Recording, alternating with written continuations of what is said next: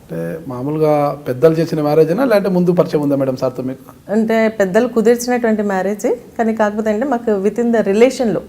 Okay, relation. ఏమవుతారు? మా బావ వరుస అవుతారా? మామ వరుస అవుతాడు. అంటే మా చిన్నమ్మకి, మా మదర్ సిస్టర్కి, వాళ్ళ తోటి కోడలు వాళ్ళ బ్రదర్ అనమాట మా వారు. ఫైనల్ గా మామ మామ వరుస అవుతారు, మ్యారేజ్ చేసుకున్నారు. ఏ ఊరు మేడం మీది? స్వగ్రామం ఏది? మా మదర్ వాళ్ళది మేమందరం కూడా హైదరాబాద్, సికింద్రాబాద్ మహాంకాళి టెంపుల్ దగ్గర ఉండేవాళ్ళం. అక్కడనే బోర్న్ అండ్ బ్రాట్ అప్ అంతా అక్కడే. తర్వాత మా మ్యారేజ్ అయిన తర్వాత మాది గోమారం, మెదక్ జిల్లాలోని శివంపేట మండల్ గోమారం. నాన్న అమ్మ ఏం చేశారు మేడం ఇక్కడ? నాన్న కాంట్రాక్ట్స్, అమ్మ హౌస్ వైఫ్. నా తర్వాత మేము నలుగురు సిస్టర్స్ని. నేను ఎల్డర్ వన్, నా తర్వాత ఇంకా ముగ్గురు యంగర్స్. నాన్నకు బాగా భారం పెట్టారు పాపం, అందుకే కాంట్రాక్ట్ వైపు వెళ్ళినట్లున్నారు. నలుగురు బిడ్డలకు వెళ్ళి కదా, ప్రభుత్వ ఉద్యోగమో చిన్న చిన్నవి అయితే సరిపోవు, కాంట్రాక్ట్లు అయితే డబ్బులు వస్తాయని వెళ్ళినట్టున్నారు పాపం. అంటే మేము పుట్టకంటే ముందు నుంచే నువ్వు కాంట్రాక్టర్ కదా, మా కోసం కాంట్రాక్ట్ అవ్వలేదు కదా. అంతేనంటారా? అంటే కాంట్రాక్టర్ కదా ఎట్లయినా పర్వాలేదు అన్నట్టున్నారు నలుగురు బిడ్డలు. మిగతా సిస్టర్స్ ఏం చేస్తారు మేడం? అందరు కూడా అంటే గ్రాడ్యుయేషన్ కంప్లీట్ చేసేసుకొని, మా చిన్న సిస్టర్ బీటెక్ చేసేసి స్టేట్స్కి వెళ్ళింది. నా వెనకాల సిస్టర్ కూడా ఇక్కడ బీటెక్ కంప్లీట్ చేసి అక్కడ స్టేట్స్కి వెళ్ళి ఎంఎస్ చేయడం జరిగింది. అంతా కూడా ఐటీ కంపెనీలో ఉన్నారు, ఇప్పుడు ఐటీ సెక్టర్లో ఉన్నారు. బ్రదర్స్ లేరు, కానీ మా చిన్న వాళ్ళ బాబులు ఇద్దరు ఉన్నారు. సో వాళ్ళే మా కజిన్స్ లాగా, వాళ్ళే ఓన్ బ్రదర్స్ లాగా బాగుంటుంది మేడం. అటాచ్మెంట్ కజిన్స్ కదా ఏముంది అనుకుంటుంటారు. అట్లేం లేదు. నేను ఇప్పుడు ఉండేది కూడా మా చిన్నమ్మ వాళ్ళ ఇంట్లోనే. ఆ బ్రదర్స్, ఆ సిస్టర్స్ అందరి పూర్తి కోఆపరేషన్ నాకు ఉంటుంది. జాయింట్ ఫ్యామిలీ అంతా కూడా ఇప్పటికీ కూడా ఇప్పుడు కూడా జాయింట్ ఫ్యామిలీ, వసుదైక కుటుంబం. అవునండి. ఈ రోజుల్లో చాలా తక్కువ, కానీ మా ఫ్యామిలీని చూసి అందరు కూడా బాగా ఏంటంటే మెచ్చుకుంటారు. ఇంతమంది పిల్లలు పుట్టి ఇంతమంది పిల్లలు పెళ్ళి అవుతున్నా కూడా మీరు అందరు కలిసి ఉండడం చాలా గ్రేట్ అని చెప్పేసి. ఎంతమంది ఉంటారు మేడం మొత్తం ఇంట్లో? మా ఇంట్లో ఇంతకుముందు 15 members దాకా ఉండేది. ఇప్పుడు మా బ్రదర్స్ సిస్టర్స్ స్టేట్స్లోకి వెళ్ళడం వలన మేము ఇప్పుడు 10 members ఉంటాం. 10 members. బాగా హడావిడి ఉంటుంది అయితే. హడావిడి చాలా ఉంటుంది. చాలా హడావిడి. మీ ప్రైమరీ ఎడ్యుకేషన్ ఎక్కడ జరిగింది మేడం? ప్రైమరీ ఎడ్యుకేషన్ మన సికింద్రాబాద్లో మన సెంట్ ఆంథనీస్ హై స్కూల్. తర్వాత inter and degree Vanita Mahavidyalaya, exhibition grounds. Vanita గారు వనితలో చదివారు అన్నమాట. మీరు వనిత కాబట్టి అంటే కో ఎడ్యుకేషన్ ఇష్టం లేదని? అట్లేం లేదు. అంటే ఆ కాలేజ్లో అప్పుడు మనకి ఎంతైనా ఇంత కాంపిటీషన్ కానీ లేదంటే మనకు ఈ కాలేజ్లోనే పర్టికులర్గా చదవాలి అన్నటువంటి ఏం లేదు. సో మనకు వచ్చినటువంటి మెరిట్ ఏదైతే కాలేజ్లో వస్తూ ఉంటే అప్పుడు జాయిన్ చేయడం జరిగింది. మెరిట్లో మాకు వనిత మహావిద్యాలయ ఇంటర్లో రావడం జరిగింది. అదే కంటిన్యూషన్లో డిగ్రీ వరకు కంప్లీట్ చేసాను. విద్యాభ్యాసం చేసేటప్పుడు ఏమైనా మీరు స్టూడెంట్ ఆర్గనైజేషన్లో కానీ ఏదైనా పనిచేశారా? అంటే అంత పెద్దగా ఆర్గనైజేషన్స్లో ఎక్కువ అట్లా ఏం కూడా లేదా? లేదు, కామన్ స్టూడెంట్ అంతే. మీ మ్యారేజ్ ఎప్పుడైంది మేడం? 1999 సారీ మాది 1986. 1986లో మ్యారేజ్ అయింది మేడం. ఎక్కడ మేడం మ్యారేజ్ అయింది? ఇక్కడ హైదరాబాద్లో, మన ముషిరాబాద్లో. నాన్నవారు చేశారన్నమాట. Okay madam. అంటే 13 years సార్ ఉన్నారు. అప్పటి వరకు కూడా మీరు సాధారణ గృహిణి. అవును. సారు ఏం చేశారు? లక్ష్మారెడ్డి గారు కదా? లక్ష్మారెడ్డి గారు కూడా ఎయిర్పోర్ట్ కాంట్రాక్ట్ ఉంటే మా అంకుల్ వాళ్ళకి, అంటే మా చిన్న వాళ్ళతో పాటు airport contract, entry ticket contract చేసేది. తర్వాత జనరల్ కాంట్రాక్ట్స్, బిల్డింగ్స్ లేకుంటే రోడ్ వర్క్స్ అటువంటివి చేసేది. అంతే, ఇంకంటే ఆ వర్క్ పైన ఉండేది బాగా. ఇద్దరు సరదాగా ఎప్పుడైనా 1-to-1 వాలీబాల్ ఆడారా? వాలీబాల్ ఆడలేదు, కానీ షటిల్ ఆడేవాళ్ళం ఇంట్లో. ఇద్దరు షటిల్ ఇంట్లో? ఇంట్లో వ్యాయామం కోసమా? జస్ట్ ఊరికే అంటే టైం పాస్. వాలీబాల్ ప్లేయర్స్ ఎప్పుడో ఒకసారి ఆడండి అలా తీపి గుర్తు కొంటుండే కదా. ఆడలేదు అప్పటికి. దానికి టీం అవసరం ఉంటుంది కదా. ఇద్దరే సరదాగా అప్పుడు నేర్చుకున్న వాలీబాల్ని మర్చిపోకుండా అప్పుడప్పుడు ఆడింటే బాగుంటుంది. అంత టైం రాలేదు కూడా. 1999 వరకు ఆమె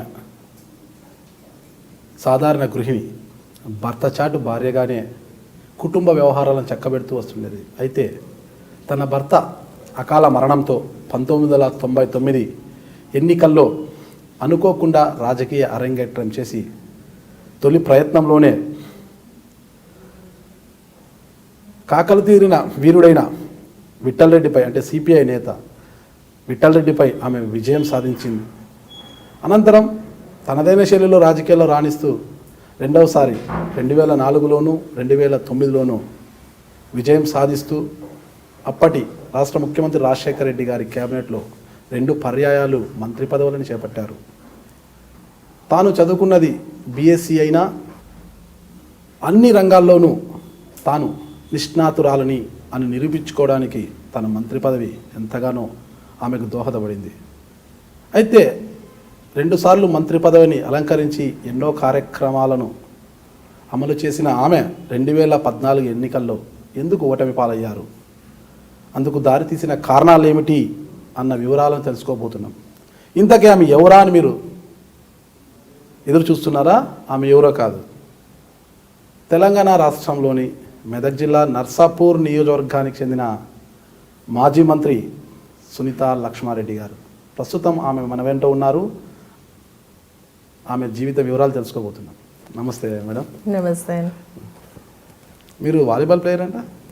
నేను వాలీబాల్ ప్లేయర్. నేను స్టేట్ లెవెల్ వరకు ఆడి తర్వాత మ్యారేజ్ అయిపోయిన తర్వాత స్టాప్ చేయడం జరిగింది. మేడం అంటే సార్ ప్రోత్సహించలేదా? ఇంట్రెస్ట్, ఎందుకంటే మా వారు కూడా వాలీబాల్లో బాగా మంచి ప్లేయర్. టైం దొరికినప్పుడల్లా వాలీబాల్ ఆడుతూ ఉండేది. మళ్ళీ అప్పుడప్పుడు క్రికెట్, కబడ్డీ కూడా ఆడుతుండేది. సో ఎంకరేజ్మెంట్ అనేది ఏం లేదు. అంటే నేను మ్యారేజ్ కాకుండా ముందే స్టాప్ చేయడం జరిగింది. ఇంటర్ అయిపోతూనే స్టాప్ చేయడం జరిగింది. అంటే వాలీబాల్ క్రీడ అనేది మామూలుగా ఎక్కువ పురుషులు ఆడుతుంటారు. ఆ క్రీడ వైపు మీకు ఎందుకు దృష్టి మళ్ళీంది? అంటే మా దగ్గర స్కూల్లో first saint Anthony's girls high స్కూల్లో మేము చదువుతున్నప్పుడు అక్కడ ఒక సార్ కోచ్ వచ్చి మాకు ట్రైనింగ్ ఇచ్చేదనమాట. సో ఎందుకో ఇంట్రెస్ట్ అనిపించింది బాగా వాలీబాల్. ఫస్ట్ టీం కూడా మాదే అనమాట స్కూల్లో. మా టీమే ఫస్ట్ కొంచెం ఎంకరేజ్మెంట్ లభించి మేము వాలీబాల్ వైపు కొంచెం చూడడం జరిగింది. సో అందుకో ఇంట్రెస్ట్ అనిపించేది బాగా వాలీబాల్ కానీ మార్చ్ ఫస్ట్ కానీ ఈ రెండిట్లో నేను బాగా. ఏ ప్లేస్లో ఉండేవారు మేడం? ఏ ప్లేస్లో ఉండేవారు వాలీబాల్లో? మేము అంటే ప్లేస్ అనేది ఏముండదు. నేను లిఫ్ట్ చేసి షోట్ చేసేదని, కానీ ఎప్పుడు కూడా తడబడుతూ భయపడుతూ ఆడేదాన్ని అనమాట. సో మా కోచ్ బాగా ఎంకరేజ్ చేస్తుంది, నరసింహ సార్ అని చెప్పేసి. వారి ఎంకరేజ్మెంట్ మాకు బాగుండేది.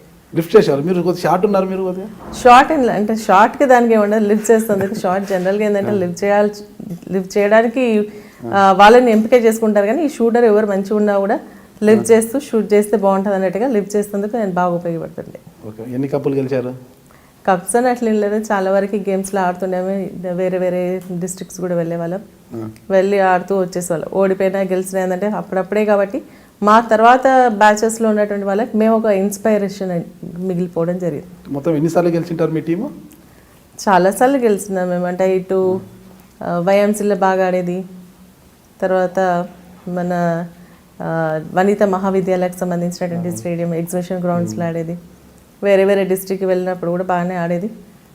చాలాసార్లు గెలిచినాం మేము. స్టేట్ లెవెల్లో పార్టిసిపేషన్ చేసిన మీరు ఇంకా ముందుకు వెళ్ళింటే బాగుండేదేమో. అంటే అప్పటికి నేను మా ఇంట్లో ఫస్ట్ గర్ల్, సో కాబట్టి ఇమీడియట్గా నాకు మ్యారేజ్ ప్రపోజల్స్ రావడం, మ్యారేజ్ సెటిల్మెంట్ రావడం. తర్వాత ఏంటంటే నా తర్వాత మా సిస్టర్స్ కూడా ఈ వాలీబాల్ దాంట్లోనే కొంచెం ఎక్కువ యాక్టివ్గా తిరగడం, దాంతో నేను డ్రాప్ అయిపోయినాను. నాకు మ్యారేజ్ అయిపోయింది, వాళ్ళు కంటిన్యూ అయిపోయింది. మీ నాలుగు మీద మచ్చలు ఉన్నాయి మేడం, ఎవరైనా భయపడేవారేమో మీకు?